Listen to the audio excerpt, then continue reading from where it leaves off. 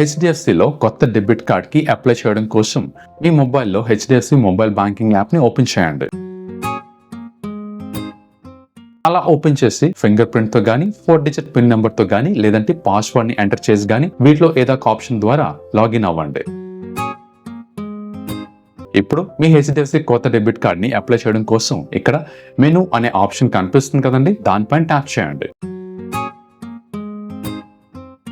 ఇందులో pay section అని కనిపిస్తుంది కదండి, అందులో కార్డ్స్ అనే ఆప్షన్ పైన ట్యాప్ చేయండి. అలా ట్యాప్ చేయగానే మీకున్న యాక్టివ్ అలానే ఇన్యాక్టివ్ డెబిట్ కార్డ్స్ అలానే క్రెడిట్ కార్డ్స్ రెండు కూడా ఇక్కడ ఇలా డిస్ప్లే అవుతాయండి. ఒకవేళ మీకు ఆల్రెడీ ఇన్యాక్టివ్ డెబిట్ కార్డ్స్ ఉంటే కనుక రీ ఇష్యూ అనే ఆప్షన్ పైన ట్యాప్ చేసి మీకు కావాల్సిన డెబిట్ కార్డ్కి అప్లై చేసుకోవాల్సి ఉంటుంది.